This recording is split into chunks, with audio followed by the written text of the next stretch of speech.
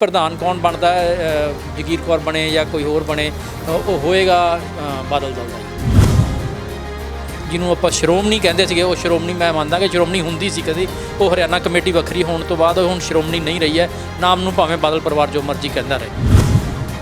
ਦੇਖੋ ਸੁਖਬੀਰ ਦੇ ਮੂੰਹੋਂ ਇਹ ਗੱਲ ਜਿਹੜੀ ਹੈ ਫੱਬਦੀ ਨਹੀਂ ਹੈ ਕਿ ਬੀਜੇਪੀ ਕਾਬਜ਼ ਹੋ ਗਈ ਹੈ। 10 ਸਾਲ ਉਹਨੇ ਹੀ ਕਾਬਜ਼ ਕਰਾ ਕੇ ਰੱਖੀ ਹੈ ਤੇ ਇਲਜ਼ਾਮਬਾਜ਼ੀ ਜਿਹੜੀ ਹੈ ਇਹਦਾ ਕੋਈ ਮੈਨੇ ਨਹੀਂ ਹੈ। ਪਬਲਿਕ ਤੁਸੀਂ ਕਿਸੇ ਲੇਮੈਨ ਨੂੰ ਵੀ ਪੁੱਛੋਗੇ ਤੇ ਉਹ ਹੀ ਮੰਨੇਗਾ ਕਿ ਵੀ ਅਜੇ ਵੀ ਜਿਹੜਾ ਸੁਖਬੀਰ ਬਾਦਲ ਹੈ ਉਹ ਬੀਜੇਪੀ ਦੇ ਨਾਲ ਹੀ ਮਿਲ ਕੇ ਚੱਲਦਾ ਹੈ।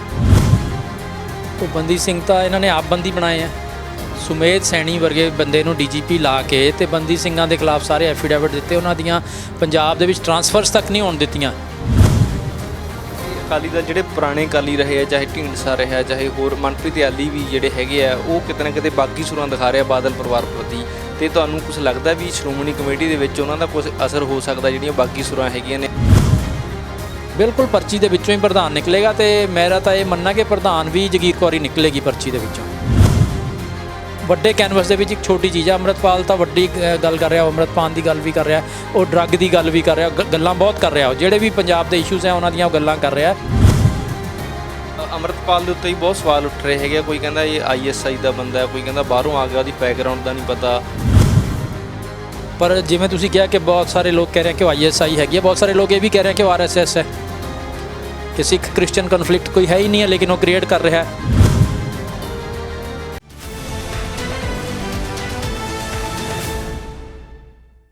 ਸਤਿ ਸ਼੍ਰੀ ਅਕਾਲ ਜੀ। ਗਲੋਬਲ ਪੰਜਾਬ ਤੇ ਚੈਨਲ ਪੰਜਾਬੀ ਤੇ ਤੁਹਾਡਾ ਸਵਾਗਤ। ਮੈਂ ਹਾਂ ਜਗਜੀਤ ਸਿੰਘ ਪੰਜੋਲੀ।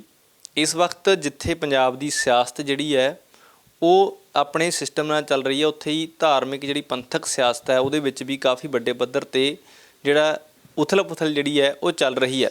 ਕਿਉਂਕਿ ਜਦੋਂ ਹਰਿਆਣਾ ਜਿਹੜੀ ਪ੍ਰਬੰਧਕ ਕਮੇਟੀ ਹੈਗੀ ਹੈ ਉਹ ਵੱਖਰਾ ਬਣਾਉਣ ਦਾ ਫੈਸਲਾ ਸੁਪਰੀਮ ਕੋਰਟ ਦਾ ਆਇਆ, ਉਸ ਤੋਂ ਬਾਅਦ ਜਿਹੜੀ ਸ਼੍ਰੋਮਣੀ ਕਮੇਟੀ ਦੀ ਚੋਣ ਹੈਗੀ ਆ ਨਵੰਬਰ ਮਹੀਨੇ ਦੇ ਵਿੱਚ ਹਰ ਸਾਲ ਹੁੰਦੀ ਹੈ। ਸੋ ਇਸ ਬਾਰੇ ਵੀ 9 ਨਵੰਬਰ ਨੂੰ ਜਿਹੜੀ ਹੈ ਸ਼੍ਰੋਮਣੀ ਗੁਰਦੁਆਰਾ ਪ੍ਰਬੰਧਕ ਕਮੇਟੀ ਦੀ ਚੋਣ ਹੋਣ ਜਾ ਰਹੀ ਹੈ। ਅਤੇ ਇਸ ਵਾਰ ਥੋੜ੍ਹਾ ਜਿਹਾ ਦਿਲਚਸਪੀ ਵਾਲੀ ਗੱਲ ਇਹ ਹੈਗੀ ਹੈ ਕਿ ਪਹਿਲਾਂ ਤਾਂ ਇਹ ਹੁੰਦਾ ਵੀ ਸਵਾਲ ਇਹ ਉੱਠਦੇ ਸੀਗੇ ਕਿ ਬਾਦਲ ਪਰਿਵਾਰ ਜਿਹੜਾ ਹੈਗਾ ਉਹ ਲਿਫਾਫੇ ਦੇ ਵਿੱਚੋਂ ਪ੍ਰਧਾਨ ਕੱਢਦਾ ਹੈ।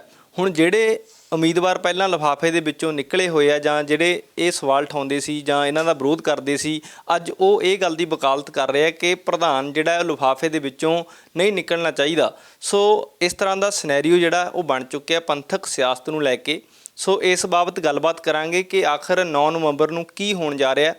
ਪ੍ਰਧਾਨ ਹਰ ਵਾਰ ਦੀ ਤਰ੍ਹਾਂ ਲਿਫਾਫੇ ਦੇ ਵਿੱਚੋਂ ਨਿਕਲੂਗਾ ਜਾਂ ਪੰਥਕ ਨੁਮਾਇੰਦੇ ਨੇ ਉਹ ਆਪਣਾ ਫੈਸਲਾ ਕਰਕੇ ਨਵਾਂ ਪ੍ਰਧਾਨ ਕਿਸ ਤਰੀਕੇ ਦੇ ਨਾਲ ਸ਼੍ਰੋਮਣੀ ਗੁਰਦੁਆਰਾ ਪ੍ਰਬੰਧਕ ਕਮੇਟੀ ਦੇ ਨੁਮਾਇੰਦੇ ਜਿਹੜੇ ਨੇ ਉਹ ਚੁਣੇ ਜਾਣਗੇ। ਇਸ ਬਾਬਤ ਗੱਲਬਾਤ ਕਰਨ ਦੇ ਲਈ ਸਾਡੇ ਨਾਲ ਸ਼੍ਰੋਮਣੀ ਗੁਰਦੁਆਰਾ ਪ੍ਰਬੰਧਕ ਕਮੇਟੀ ਦੇ ਸਾਬਕਾ ਮੈਂਬਰ ਅਮਰਿੰਦਰ ਸਿੰਘ ਜੀ ਮੌਜੂਦ ਨੇ। ਇਹਨਾਂ ਦਾ ਪੰਥਕ ਸੰਘਰਸ਼ ਦੇ ਵਿੱਚ ਵੱਡਾ ਯੋਗਦਾਨ ਰਿਹਾ। ਗੱਲਬਾਤ ਕਰਾਂਗੇ। ਅਮਰਿੰਦਰ ਜੀ, ਤੁਹਾਡਾ ਗਲੋਬਲ ਪੰਜਾਬ 'ਤੇ ਸਵਾਗਤ ਹੈ। ਧੰਨਵਾਦ ਜੀ, ਬਹੁਤ ਬਹੁਤ। ਸਾਰੇ ਦਰਸ਼ਕਾਂ ਨੂੰ ਵਾਹਿਗੁਰੂ ਜੀ ਕਾ ਖਾਲਸਾ ਵਾਹਿਗੁਰੂ ਜੀ ਕੀ ਫਤਿਹ ਜੀ। ਪਹਿਲਾਂ ਤਾਂ ਜਿਹੜਾ ਸਾਰਾ ਇਹ ਸਿਨੈਰੀਓ ਬਣ ਰਿਹਾ, ਵੱਖਰੀ ਹਰਿਆਣਾ ਕਮੇਟੀ ਬਣ ਗਈ ਹੈ ਅਤੇ ਚੋਣ ਨੂੰ ਲੈ ਕੇ ਸਾਰੇ ਉਮੀਦਵਾਰ ਜਿਹੜੇ ਨੇ ਵੱਖਰੇ ਤਰੀਕੇ ਦੇ ਨਾਲ ਆਪਣੀ ਦੌੜ ਜਿਹੜੀ ਆ ਉਹ ਲਾ ਰਹੇ ਆ। ਅਤੇ ਜਗੀਰ ਕੌਰ ਤਾਂ ਕਹਿ ਰਹੇ ਨੇ ਮੈਨੂੰ ਉਮੀਦਵਾਰ ਬਣਾਓ। ਪਹਿਲਾਂ ਕਦੇ ਨਹੀਂ ਹੋਇਆ ਜੇ ਕਿਸੇ ਪ੍ਰਧਾਨ ਨੇ ਖੁੱਲ੍ਹ ਕੇ ਕਿਹਾ ਹੋਵੇ ਵੀ ਮੈਨੂੰ ਜਿਹੜਾ ਪ੍ਰਧਾਨ ਲਈ ਉਮੀਦਵਾਰ ਬਣਾਇਆ ਜਾਵੇ। ਕਿਵੇਂ ਦੇਖਦੇ ਹੋ ਜਿਹੜਾ ਸਾਰਾ ਸਿਨੈਰੀਓ ਬਣ ਰਿਹਾ? ਦੇਖੋ, ਜੇ ਤੁਸੀਂ ਜਿਹੜੀ ਕੀਤੀ ਆ ਵੀ ਹਰਿਆਣਾ ਗੁਰਦੁਆਰਾ ਕਮੇਟੀ ਜਿਹੜੀ ਵੱਖਰੀ ਹੋ ਗਈ ਆ, ਉਹ ਜ਼ਰੂਰ ਇੱਕ ਨਵੀਂ ਡਿਵੈਲਪਮੈਂਟ ਹੋਈ ਹੈ। ਉਸ ਤੋਂ ਇਲਾਵਾ ਜਗੀਰ ਕੌਰ ਦਾ ਜਿਹੜਾ ਮਤਲਬ ਪ੍ਰਧਾਨਗੀ ਦਾ ਕਲੇਮ ਹੈ, ਇਹ ਕੋਈ ਵੱਡੀ ਚੀਜ਼ ਨਹੀਂ ਹੈ। ਇਸ ਨੂੰ ਮੈਂ ਬਹੁਤ ਹੀ ਮਤਲਬ ਇੱਕ ਰੂਟੀਨ ਮੈਟਰ ਵਾਂਗੂ ਮੈਂ ਦੇਖ ਰਿਹਾ। ਇਹ ਜ਼ਰੂਰ ਹੈਗਾ ਕਿ ਬਈ ਇਸ ਦਫਾ ਜਿਹੜੀ ਆਪਣਾ ਹਰਿਆਣਾ ਕਮੇਟੀ ਜਿਹੜੀ ਵੱਖਰੀ ਹੋ ਚੁੱਕੀ ਹੈ ਅਤੇ ਉਹਦੇ ਕਰਕੇ SGPC ਦੀ ਜਿਹੜੀ ਚੋਣ ਹੈ ਉਹਦੇ ਉੱਪਰ ਵੈਸੇ ਤਾਂ ਟੈਕਨੀਕਲੀ ਕੋਈ ਫਰਕ ਨਹੀਂ ਪਏਗਾ, ਪਰ ਇੱਕ ਮਤਲਬ ਮੋਰਲੀ ਉਹਦੇ 'ਤੇ ਜਿਹੜਾ ਉਹਨਾਂ ਦਾ ਸੈਂਟੀਮੈਂਟ ਆ ਉਹ ਸਬਡਿਊਡ ਰਹੇਗਾ। ਥੋੜ੍ਹਾ ਮੋਰਲ ਮਤਲਬ ਉਹਨਾਂ ਦਾ ਲੋ ਰਹੇਗਾ। ਜਿਹੜੇ SGPC ਦੇ ਮੈਂਬਰਸ ਹੈਗੇ ਅਤੇ ਜਿਹੜੇ ਅਹੁਦੇਦਾਰ ਚੁਣੇ ਜਾਣਗੇ, ਕਿਉਂਕਿ ਉਹਨਾਂ ਦੀ ਜਿਹੜੀ ਮਤਲਬ ਇਹ ਸਮਝ ਲਓ ਕਿ ਵੀ ਇੱਕ ਬਾਂਹ ਜਿਹੜੀ ਆ ਵੱਢ ਦਿੱਤੀ ਗਈ ਹੈ। ਇਹ ਸੀਨ ਮੈਂ ਸਮਝਦਾ ਕਿ ਹੈਗਾ। ਬਾਕੀ ਪ੍ਰਧਾਨ ਕੌਣ ਬਣਦਾ ਜਗੀਰ ਕੌਰ ਬਣੇ ਜਾਂ ਕੋਈ ਹੋਰ ਬਣੇ, ਉਹ ਹੋਏਗਾ ਬਾਦਲ ਦਲ ਦਾ ਹੀ। ਅੱਛਾ, ਬਾਦਲ ਦਲ ਦਾ ਹੀ ਹੋਏਗਾ। ਅਤੇ ਤੁਹਾਨੂੰ ਕਿਵੇਂ ਲੱਗਦਾ ਕਿ ਜਿਹੜਾ ਹਰਿਆਣਾ ਕਮੇਟੀ ਵੱਖਰੀ ਹੋਈ ਹੈ ਉਹਦੇ ਨਾਲ ਹਰਿਆਣੇ ਦਾ ਵੀ ਇਸ ਤਰ੍ਹਾਂ ਨਾਲ ਜਿਹੜਾ ਹੁਣ ਮੌਜੂਦਾ ਸਮੇਂ 'ਚ ਸ਼੍ਰੋਮਣੀ ਕਮੇਟੀ ਦੀ ਚੋਣਾਂ ਆ ਰਹੀਆਂ ਹੈਗੀਆਂ ਨੇ ਨਵੰਬਰ ਦੇ ਵਿੱਚ, ਉਹਦੇ 'ਤੇ ਹਰਿਆਣੇ ਨੂੰ ਦੇਖ ਕੇ ਕਿਵੇਂ ਲੱਗਦਾ ਵੀ ਵੱਖਰਾ ਕੁਛ ਪ੍ਰਭਾਵ ਪਊਗਾ ਜਾਂ ਕੁਛ ਜਿਹੜਾ ਵਿਦਰੋਹ ਦਾ ਡਰ ਹੈਗਾ ਅਕਾਲੀ ਦਲ ਨੂੰ ਕਿਤੇ ਨਾ ਕਿਤੇ ਵੀ ਵਿਰੋਧ ਪੈਦਾ ਹੋ ਸਕਦਾ, ਉਹਨੂੰ ਤੁਸੀਂ ਕਿਵੇਂ ਦੇਖਦੇ ਹੋ? ਦੇਖੋ ਹਰਿਆਣੇ ਦੇ ਵਿੱਚ ਐਸਜੀਪੀਸੀ ਦੇ ਸ਼ਾਇਦ 11 ਮੈਂਬਰਸ ਹੈਗੇ ਆ, ਸਿਟਿੰਗ ਮੈਂਬਰ ਜਿਹੜੇ ਹੈਗੇ ਆ, ਉਹਨਾਂ ਦਾ ਜਿਹੜਾ ਵੋਟਿੰਗ ਪੈਟਰਨ ਹੈ ਉਹ ਪਹਿਲਾਂ ਵਾਂਗੂ ਹੀ ਰਹੇਗਾ। 11 ਸਾਲ ਤੋਂ ਜਿਸ ਹਿਸਾਬ ਨਾਲ ਉਹ ਵੋਟ ਪਾਉਂਦੇ ਆ ਰਹੇ ਆ, ਜਿਹੜੇ ਪ੍ਰੋ ਬਾਦਲ ਪਾ ਰਹੇ ਆ ਉਹ ਉੱਧਰ ਹੀ ਪਾਉਣਗੇ, ਅਤੇ ਜਿਹੜੇ ਐਂਟੀ ਬਾਦਲ ਹੈਗੇ ਆ ਇੱਕ ਜਾਂ ਦੋ ਉਹ ਉੱਧਰ ਹੋਣਗੇ। ਲੇਕਿਨ ਮੋਸਟ ਆਫ ਦੀ ਮੈਂਬਰਸ ਜਿਹੜੇ ਆ ਉਹਨਾਂ ਦਾ ਉਹੀ ਜਿਹੜਾ ਹੈਗਾ ਵੋਟਿੰਗ ਪੈਟਰਨ ਦੇਖਣ ਨੂੰ ਮਿਲੇਗਾ। ਅਤੇ ਜਿਹੜੀ ਤੁਸੀਂ ਗੱਲ ਕੀਤੀ ਹੈ ਕਮੇਟੀ ਬਣ ਕੇ ਜਿਹੜੀ ਵੱਖਰੀ ਹੋ ਗਈ ਹੈ, ਉਹਦਾ ਇੱਕ ਮਤਲਬ ਮੋਰਲ ਇੰਪੈਕਟ ਜ਼ਰੂਰ ਸਾਰੇ ਹਾਊਸ ਦੇ ਉੱਪਰ ਰਹੇਗਾ ਕਿ ਬਈ ਹੁਣ ਇੱਕ ਮਤਲਬ ਉਹ ਜਿਹੜਾ ਇੱਕ ਜਿਹਨੂੰ ਆਪਾਂ ਸ਼੍ਰੋਮਣੀ ਕਹਿੰਦੇ ਸੀਗੇ, ਉਹ ਸ਼੍ਰੋਮਣੀ ਮੈਂ ਮੰਨਦਾ ਕਿ ਸ਼੍ਰੋਮਣੀ ਹੁੰਦੀ ਸੀ ਕਦੀ, ਉਹ ਹਰਿਆਣਾ ਕਮੇਟੀ ਵੱਖਰੀ ਹੋਣ ਤੋਂ ਬਾਅਦ ਹੁਣ ਸ਼੍ਰੋਮਣੀ ਨਹੀਂ ਰਹੀ ਹੈ। ਨਾਮ ਨੂੰ ਭਾਵੇਂ ਬਾਦਲ ਪਰਿਵਾਰ ਜੋ ਮਰਜ਼ੀ ਕਹਿੰਦਾ ਰਹੇ। ਉਹ ਝਿੰਡਾ ਸਾਹਿਬ ਨਾਲ ਗੱਲਬਾਤ ਕੀਤੀ ਸੀ, ਝਿੰਡਾ ਸਾਹਿਬ ਕਹਿੰਦੇ ਵੀ ਸ਼੍ਰੋਮਣੀ ਕਮੇਟੀ ਹੀ ਰਹੂ, ਸਾਡਾ ਤਾਂ ਇੱਕ ਪ੍ਰਬੰਧਕ ਹੈ, ਅਸੀਂ ਪ੍ਰਬੰਧਕ ਕਮੇਟੀ ਹਾਂ, ਵੀ ਉਹ ਸਾਡੇ ਰਾਸ਼ਟਰਪਤੀ ਹੋਣਗੇ, ਪ੍ਰਧਾਨ ਮੰਤਰੀ ਹੋਣਗੇ, ਅਸੀਂ ਜਿਹੜੇ ਮੁੱਖ ਮੰਤਰੀ ਆਪਣੇ ਆਪ ਨੂੰ ਮੰਨਦੇ ਆ। ਉਹ ਚਲੋ ਝਿੰਡਾ ਸਾਹਿਬ ਜੋ ਮਰਜ਼ੀ ਆਪਣੇ ਵਿਚਾਰ ਰੱਖਦੇ ਰਹਿਣ। ਐ ਤਾਂ ਹੁਣ ਪਾਕਿਸਤਾਨ ਤੋਂ ਬੰਗਲਾਦੇਸ਼ ਵੱਖਰਾ ਹੋਇਆ ਤੇ ਉਹ ਵੀ ਕਹਿੰਦੇ ਆ ਕਿ ਜੀ ਅਸੀਂ ਮਤਲਬ ਪਾਕਿਸਤਾਨ ਤਾਂ ਪਾਕਿਸਤਾਨ ਖੜਾ ਹੀ ਹੈ, ਪਰ ਇੱਕ ਵੱਖਰਾ ਦੇਸ਼ ਤਾਂ ਬਣ ਹੀ ਗਿਆ ਨਾ ਉਹਦੇ ਵਿੱਚੋਂ। ਜਦੋਂ ਉਹਨੇ ਟੁਕੜੇ ਦੋ ਕਰਤੇ ਤੇ ਸ਼੍ਰੋਮਣੀ ਕਮੇਟੀ ਦੇ ਐਸੇ ਤਰੀਕੇ ਨਾਲ ਪਹਿਲਾਂ ਪਾਕਿਸਤਾਨ ਦੇ ਵੀ ਟੁਕੜੇ ਹੋਏ ਤੇ ਉਦੋਂ ਵੀ ਕਹਿੰਦੇ ਹੀ ਰਹੇ ਕਿ ਸ਼੍ਰੋਮਣੀ ਕਮੇਟੀ ਦਾ ਸ਼੍ਰੋਮਣੀ ਕਮੇਟੀ ਹੀ ਹੈ, ਜਦੋਂ ਕਿ ਵੱਡਾ ਚੰਕ ਜਿਹੜੇ ਸੀਗੇ ਮੈਜੋਰਟੀ ਗੁਰਦੁਆਰਾ ਸਾਹਿਬਾਨ ਵੱਡੇ ਜਿਹੜੇ ਇਤਿਹਾਸਿਕ ਸੀ ਉੱਧਰ ਚਲੇ ਗਏ। ਉਹ ਮਤਲਬ ਸਿੱਖ ਲੀਡਰਸ਼ਿਪ ਉਸ ਨੂੰ ਨਾ ਬਚਾ ਸਕੀ ਤੇ ਉਹਨਾਂ ਨੇ ਪੰਜਾਬ ਦੀ ਵੰਡ ਜਿਹੜੀ ਆ ਆਪ ਕਰਵਾਈ ਅੱਗੇ ਹੋ ਕੇ। ਤੇ ਹੁਣ ਜਿਹੜੀ ਹਰਿਆਣੇ ਦੀ ਕਮੇਟੀ ਜਿਹੜੀ ਆ ਵੱਖਰੀ ਹੋ ਗਈ ਹੈ, ਤਾਂ ਉਹ ਚੀਜ਼ ਤਾਂ ਸਾਹਮਣੇ ਹੈ ਹੀ ਹੈ। ਕਲੇਮ ਜੋ ਮਰਜ਼ੀ ਕਰਦੇ ਰਹਿਣ, ਪਰ ਗਰਾਊਂਡ ਰਿਐਲਿਟੀ ਜਿਹੜੀ ਹੈ ਪਬਲਿਕ ਅੱਜ ਕੱਲ੍ਹ ਸਭ ਜਾਣਦੀ ਹੈ। ਬੀਜੇਪੀ ਦੀ ਸਟ੍ਰੈਟਜੀ ਕਿਵੇਂ ਦੇਖਦੇ ਹੋ? ਕਿਉਂਕਿ ਪਿਛਲੇ ਦਿਨਾਂ ਦੇ ਵਿੱਚ ਜਿਹੜੀ ਦਿੱਲੀ ਦੇ ਉੱਤੇ ਕਾਬਜ਼ ਹੋ ਗਈ ਹੈ ਬੀਜੇਪੀ, ਜਿਵੇਂ ਸੁਖਬੀਰ ਬਾਦਲ ਨੇ ਵੀ ਇਲਜ਼ਾਮ ਲਾਏ ਨੇ ਕਿ ਦਿੱਲੀ 'ਚ ਕਾਬਜ਼ ਹੋ ਗਈ ਹੈ, ਅਤੇ ਹਰਿਆਣੇ 'ਤੇ ਵੀ ਬਹੁਤ ਪੰਥਕ ਲੋਕ ਮੰਨਦੇ ਹੈਗੇ ਵੀ ਹਰਿਆਣੇ 'ਤੇ ਵੀ ਬੀਜੇਪੀ ਕਿਸੇ ਤਰੀਕੇ ਆਪਣਾ ਪੱਤਾ ਖੇਡ ਗਈ ਹੈ। ਅਤੇ ਸ਼੍ਰੋਮਣੀ ਕਮੇਟੀ ਨੂੰ ਲੈ ਕੇ ਬੀਜੇਪੀ ਕੁਛ ਇਸ ਤਰ੍ਹਾਂ ਦੇ ਚਾਲਾਂ ਜਾਂ ਸੂਖਮ ਚਾਲਾਂ ਜਿਹੜੀਆਂ ਨੇ ਚੱਲ ਰਹੀ ਹੈਗੀ ਹੈ, ਤੁਹਾਨੂੰ ਲੱਗਦਾ ਪਿੱਛੇ ਕੁਛ? ਦੇਖੋ ਸੁਖਬੀਰ ਦੇ ਮੂੰਹੋਂ ਇਹ ਗੱਲ ਜਿਹੜੀ ਆ ਫੱਬਦੀ ਨਹੀਂ ਹੈ ਕਿ ਬੀਜੇਪੀ ਕਾਬਜ਼ ਹੋ ਗਈ ਹੈ। 10 ਸਾਲ ਉਹਨੇ ਹੀ ਕਾਬਜ਼ ਕਰਾ ਕੇ ਰੱਖੀ ਹੈ। ਬੀਜੇਪੀ 10 ਸਾਲ ਸ਼੍ਰੋਮਣੀ ਕਮੇਟੀ 'ਚ ਉਸਨੇ ਕਾਬਜ਼ ਕਰਾ ਕੇ ਰੱਖੀ ਹੈ, ਅਤੇ ਹੁਣ ਅੱਜ ਜੇ ਉਹ ਪੰਜਾਬ ਦੀ ਜਨਤਾ ਨੇ ਉਹਨੂੰ ਹਾਸ਼ੀਏ 'ਤੇ ਖੜਾ ਕਰਤਾ ਹੈ ਅਤੇ ਬੀਜੇਪੀ ਨੇ ਵੀ ਕਿਹਾ ਵੀ ਇਹ ਲਾਇਬਿਲਟੀ ਹੋ ਗਿਆ, ਅਤੇ ਆਪਾਂ ਟੈਕਨੀਕਲੀ ਇੱਕ ਆਪਣੀ ਨੂਰਾ ਕੁਸ਼ਤੀ ਜਿਹਨੂੰ ਆਪਾਂ ਕਹਿੰਦੇ ਹਾਂ ਲੋਕਲ ਲੈਂਗੁਏਜ ਦੇ ਵਿੱਚ, ਫੋਕ ਲੈਂਗੁਏਜ ਦੇ ਵਿੱਚ, ਉਹ ਨੂਰਾ ਕੁਸ਼ਤੀ ਕਰ ਰਹੇ ਹਾਂ ਬੀਜੇਪੀ ਅਤੇ ਅਕਾਲੀ ਦਲ। ਵੈਸੇ ਉਹ ਅੰਦਰੋਂ ਇਕੱਠੇ ਹੀ ਆ ਉਹ, ਅਤੇ ਇਲਜ਼ਾਮਬਾਜ਼ੀ ਜਿਹੜੀ ਹੈ ਇਹਦਾ ਕੋਈ ਮਾਇਨੇ ਨਹੀਂ ਹੈ। ਪਬਲਿਕ ਤੁਸੀਂ ਕਿਸੇ ਲੇਮੈਨ ਨੂੰ ਵੀ ਪੁੱਛੋਗੇ ਤਾਂ ਉਹ ਹੀ ਮੰਨੇਗਾ ਕਿ ਵੀ ਅਜੇ ਵੀ ਜਿਹੜਾ ਸੁਖਬੀਰ ਬਾਦਲ ਹੈ ਉਹ ਬੀਜੇਪੀ ਦੇ ਨਾਲ ਹੀ ਮਿਲ ਕੇ ਚੱਲਦਾ ਹੈ। ਜੇ ਗੱਲ ਕਰੀਏ ਹੁਣ ਅਕਾਲੀ ਦਲ ਜਿਹੜਾ ਬਾਦਲ ਹੈਗਾ ਉਹ ਬੰਦੀ ਸਿੰਘਾਂ ਦੀ ਰਿਹਾਈ ਲਈ ਬਹੁਤ ਜਦੋਜਹਿਦ ਕਰ ਰਿਹਾ। ਪਿਛਲੇ ਬੀਤੇ ਦਿਨੀ ਜੇ ਆਪਾਂ ਗੱਲ ਕਰੀਏ ਉਪ ਰਾਸ਼ਟਰਪਤੀ ਆਉਂਦੇ ਆ ਤਾਂ ਪ੍ਰਧਾਨ ਜਿਹੜੇ ਸ਼੍ਰੋਮਣੀ ਕਮੇਟੀ ਹੈਗੇ ਉਹ ਵੀ ਉਹਨਾਂ ਬੰਦੀ ਸਿੰਘਾਂ ਦੀ ਰਿਹਾਈ ਦੀ ਗੱਲ ਕਰਦੇ ਆ, ਤਾਂ ਅਕਾਲੀ ਦਲ ਦੇ ਵੱਡੇ ਨੁਮਾਇੰਦੇ ਜਿਹੜੇ ਨੇ ਹੁਣ ਬੰਦੀ ਸਿੰਘਾਂ ਦੀ ਰਿਹਾਈ ਤੋਂ ਬਿਨਾਂ ਅਗਲੀ ਗੱਲ ਕਰ ਨਹੀਂ ਰਹੇ, ਸਿਰਫ ਇਹਦੇ ਉੱਤੇ ਹੀ ਫੋਕਸ ਕਰ ਰਹੇ ਆ। ਕਿਵੇਂ ਦੇਖਦੇ ਹੋ? ਦੇਖੋ ਬੰਦੀ ਸਿੰਘਾਂ ਦਾ ਜਿਹੜਾ ਮਸਲਾ ਹੈ, ਉਹ ਬੰਦੀ ਸਿੰਘ ਤਾਂ ਇਹਨਾਂ ਨੇ ਆਪ ਬੰਦੀ ਬਣਾਏ ਹੈ।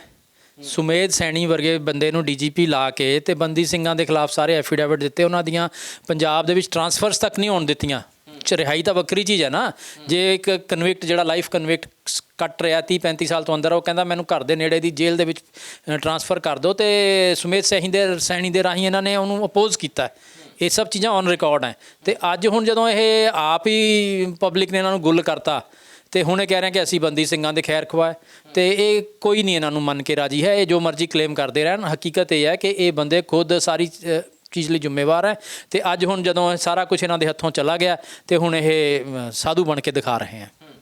ਕਿਵੇਂ ਲੱਗਦਾ ਵੀ ਅਕਾਲੀ ਦਲ ਦਾ ਭਵਿੱਖ ਕੀ ਦੇਖਦੇ ਹੋ? ਕਿਉਂਕਿ ਕਿਤੇ ਨਾ ਕਿਤੇ ਪਰਿਵਾਰਵਾਦ ਨੂੰ ਲੈ ਕੇ ਬਹੁਤ ਵੱਡੇ ਸਵਾਲ ਖੜੇ ਹੁੰਦੇ ਆ ਅਕਾਲੀ ਦਲ ਦੇ ਉੱਤੇ, ਅਤੇ ਹੁਣ ਸਿਰਫ ਸ਼੍ਰੋਮਣੀ ਗੁਰਦੁਆਰਾ ਪ੍ਰਬੰਧਕ ਕਮੇਟੀ ਹੀ ਅਕਾਲੀ ਦਲ ਦੇ ਕਬਜ਼ੇ ਦੇ ਵਿੱਚ ਹੈਗੀ ਹੈ, ਜਾਂ ਸ਼੍ਰੋਮਣੀ ਅਕਾਲੀ ਦਲ ਦਾ ਜਿਹੜਾ ਅਧਿਕਾਰ ਖੇਤਰ ਦੇ ਵਿੱਚ ਸ਼੍ਰੋਮਣੀ ਕਮੇਟੀ ਆਉਂਦੀ ਆ। ਰਾਜਨੀਤਿਕ ਤੌਰ 'ਤੇ ਲੋਕਾਂ ਨੇ ਨਕਾਰ ਦਿੱਤਾ, ਅਤੇ ਸ਼੍ਰੋਮਣੀ ਕਮੇਟੀ ਨੂੰ ਲੈ ਕੇ ਅਤੇ ਅਕਾਲੀ ਦਲ ਦਾ ਜਿਹੜਾ ਪਰਿਵਾਰਵਾਦ ਹੈ, ਤਾਂ ਤੁਸੀਂ ਕਿਵੇਂ ਦੇਖਦੇ ਹੋ?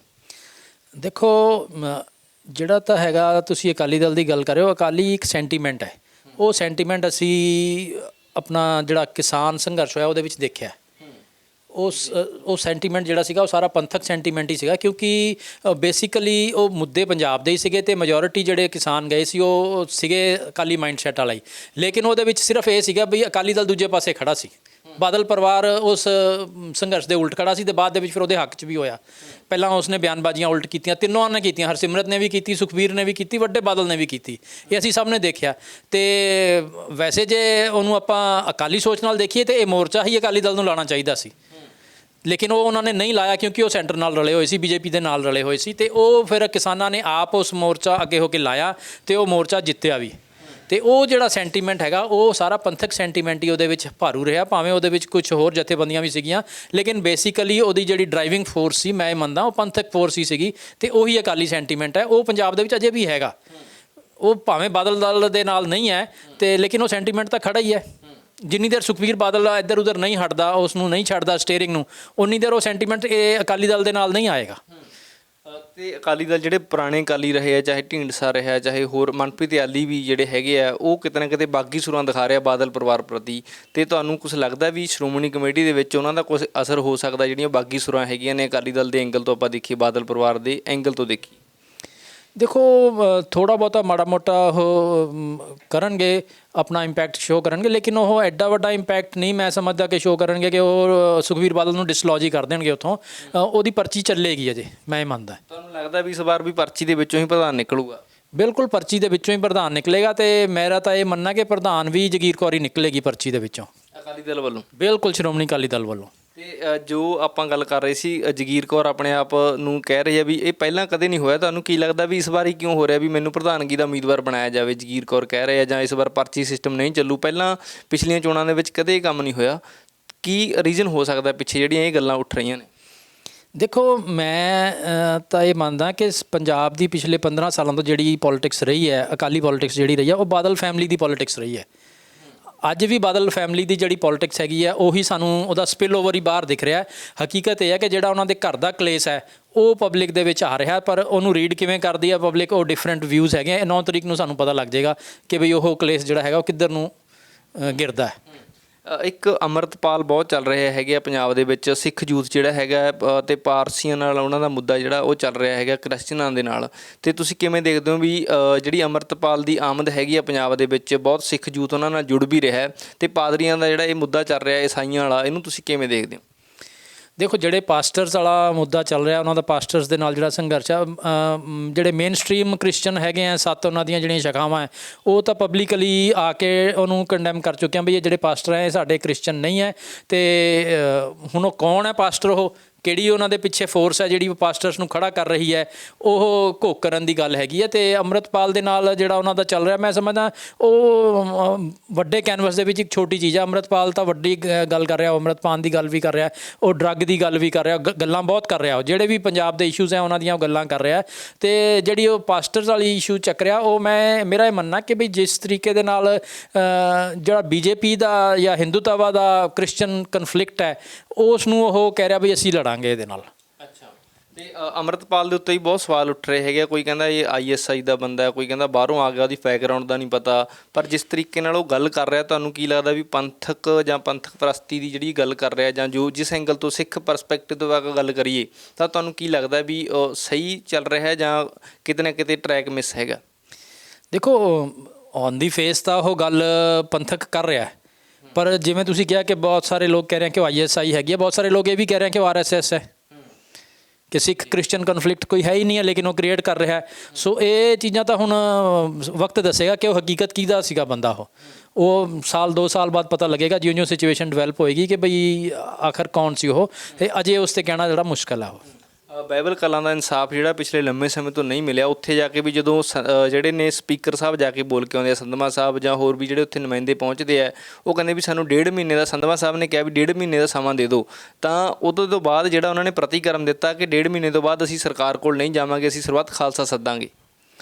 ਨਹੀਂ, ਸਪੀਕਰ ਸਾਹਿਬ ਨੇ ਤਾਂ ਇਹ ਨਹੀਂ ਕਿਹਾ ਕਿ ਮੈਂ ਸਰਬੱਤ ਖਾਲਸਾ ਸੱਦਾਂਗਾ। ਨਹੀਂ, ਸਪੀਕਰ ਸਾਹਿਬ ਨੇ ਨਹੀਂ, ਉਹਨਾਂ ਨੇ ਕਿਹਾ ਜੀ ਆਪਣਾ ਅੰਮ੍ਰਿਤਪਾਲ ਜੀ ਨੇ ਕਿਹਾ ਉੱਥੇ ਜਾ ਕੇ ਕਿ 1.5 ਮਹੀਨੇ ਬਾਅਦ ਜੇ ਇਨਸਾਫ ਨਹੀਂ ਮਿਲਦਾ ਤਾਂ ਅਸੀਂ ਸਰਬੱਤ ਖਾਲਸਾ ਸੱਦਾਂਗੇ। ਉਹ ਕਹਿੰਦੇ 1.5 ਮਹੀਨੇ 'ਚ ਇਨਸਾਫ ਦੇਵਾਂਗੇ, ਸਪੀਕਰ ਸਾਹਿਬ ਨੇ ਗੱਲ ਕਹੀ। ਦੇਖੋ ਹੁਣ 1.5 ਮਹੀਨਾ ਹੋ ਲੈਣ ਦਿਓ, ਹੋ ਸਕਦਾ ਉਹ ਮਤਲਬ ਮੈਂ ਨਹੀਂ ਮੰਨਦਾ ਕਿ ਸਪੀਕਰ ਸਾਹਿਬ ਨੇ ਆਪੇ ਹੀ ਐਡਾ ਵੱਡਾ ਅਸ਼ੋਰੈਂਸ ਦੇ ਦਿੱਤੀ ਹੈ, ਕੋਈ ਪਿੱਛੇ ਉਹਨਾਂ ਨੇ ਗੱਲ ਕਰਕੇ ਅਸ਼ੋਰੈਂਸ ਦਿੱਤੀ ਹੋਣੀ। ਤੇ ਅਜੇ 1.5 ਮਹੀਨਾ ਹੋ ਜਾਏ ਫਿਰ ਆਪਾਂ ਗੱਲ ਕਰ ਸਕਦੇ ਹਾਂ। ਬਾਕੀ ਅੰਮ੍ਰਿਤਪਾਲ ਉਹਨਾਂ ਨੇ ਤਾਂ ਉਹ ਸਰਬੱਤ ਖਾਲਸਾ ਬੁਲਾ ਲੈਣਗੇ, ਜੇ ਉਹ ਨਹੀਂ ਕੁਝ ਕਰਨਗੇ ਤਾਂ। ਉਹ ਆਪਣੇ ਟਰੈਕ 'ਤੇ ਚੱਲੇ ਹੋਏ ਆ। ਉਹ ਪੰਥਕ ਜਿਹੜੀਆਂ ਧਿਰਾਂ ਹੈਗੀਆਂ ਉਹਦੇ ਵਿੱਚ ਬਹੁਤ ਸਾਰੇ ਸ਼ੇਡਸ ਹੈਗੇ ਆ, ਉਹ ਬੰਦੇ ਕੁਛ ਨਾ ਕੁਛ ਤਾਂ ਕਰਨਗੇ ਜਦੋਂ ਤੱਕ ਕਿ ਸਾਰਾ ਮਤਲਬ ਕੰਕਰੀਟ ਕੋਈ ਇੱਕ ਗੱਲ ਕਿਸੇ ਬੰਨੇ ਨਹੀਂ ਲੱਗਦੀ। ਸੋ ਹੁਣ ਜਿਹੜੀ 9 ਤਰੀਕ ਨੂੰ ਚੋਣ ਹੋਣ ਜਾ ਰਹੀ ਹੈਗੀ ਹੈ ਤੇ ਆਪਾਂ ਉਸ ਮੁੱਦੇ ਤੇ ਵੀ ਗੱਲਬਾਤ ਕੀਤੀ ਹੈ ਤੇ ਕੀ ਲੱਗਦਾ ਹੈ ਕਿ ਬਾਦਲ ਜਿਹੜਾ ਪਰਿਵਾਰ ਹੈਗਾ, ਲੋਕਾਂ ਦਾ ਰੋਸਾ ਜਾਂ ਪੰਥ ਦਾ ਰੋਸਾ ਬਾਦਲ ਪਰਿਵਾਰ ਪ੍ਰਤੀ ਬਹੁਤ ਵੱਡੇ ਪੱਧਰ ਤੇ ਹੈਗਾ, ਜਿਹਦਾ ਖਮਿਆਜਾ ਅਕਾਲੀ ਦਲ ਨੂੰ ਭੁਗਤਣਾ ਵੀ ਪਿਆ। ਤੇ ਮੌਜੂਦਾ ਸਮੇਂ ਦੇ ਵਿੱਚ ਜਿਹੜਾ ਅਕਾਲੀ ਦਲ ਜਿਸ ਰਣਨੀਤੀ ਤੇ ਚੱਲ ਰਿਹਾ ਹੈ, ਲੱਗਦਾ ਵੀ ਅਕਾਲੀ ਦਲ ਦਾ ਉਭਾਰ ਹੋ ਸਕਦਾ ਜਾਂ ਕਿਸ ਤਰੀਕੇ ਨਾਲ ਹੋ ਸਕਦਾ? ਦੇਖੋ, ਅਕਾਲੀ ਦਲ ਦਾ ਜਿਹੜਾ ਉਭਾਰ ਹੋਣਾ ਹੈ ਉਹ ਉਹਨਾਂ ਦਾ ਕੈਂਡੀਡੇਟ ਕੌਣ ਹੋਏਗਾ, ਮੈਂ ਇਸ ਨੂੰ ਨਹੀਂ ਜ਼ਿਆਦਾ ਮਹੱਤਵ ਦਿੰਦਾ ਕਿ ਉਹਨਾਂ ਦਾ ਕੈਂਡੀਡੇਟ ਹਰਜਿੰਦਰ ਸਿੰਘ ਧਾਮੀ ਹੋਏਗਾ ਜਾਂ ਜਗੀਰ ਕੌਰ ਹੋਏਗੀ ਜਾਂ ਕੋਈ ਘੁੰਨਸ ਹੋਏਗਾ ਜਾਂ XYZ ਕੋਈ ਵੀ ਹੋਏਗਾ।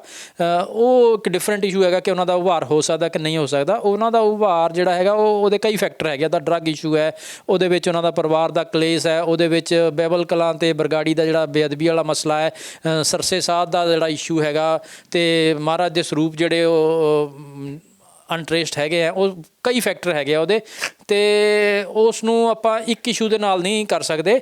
ਲੇਕਿਨ SGPC ਦੀ ਮੈਂ ਸਮਝਦਾ ਕਿ ਬਾਦਲ ਪਰਿਵਾਰ ਦੀ ਪਕੜ ਜਿਹੜੀ ਆ ਉਹ ਅਜੇ ਬਣੀ ਰਹੇਗੀ।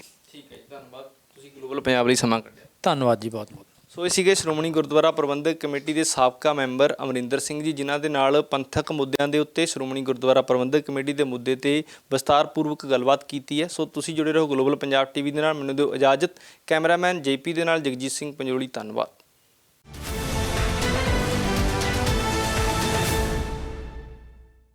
ਹੁਣ ਤੁਸੀਂ ਦੇਖ ਸਕਦੇ ਹੋ ਗਲੋਬਲ ਪੰਜਾਬ TV ਨੂੰ ਡਾਊਨਲੋਡ ਕਰੋ ਸਾਡੀ ਐਪ ਐਂਡਰੋਇਡ ਜਾਂ iOS ਤੇ ਫ੍ਰੀ ਵਿੱਚ, roku ਅਤੇ Amazon Fire TV ਤੇ ਜਾਂ Apple TV ਤੇ। ਨਾਲ ਹੀ ਦੇਖ ਸਕਦੇ ਹੋ ਲਾਈਵ ਸਟ੍ਰੀਮਿੰਗ www.globalpunjabtv.com ਤੇ।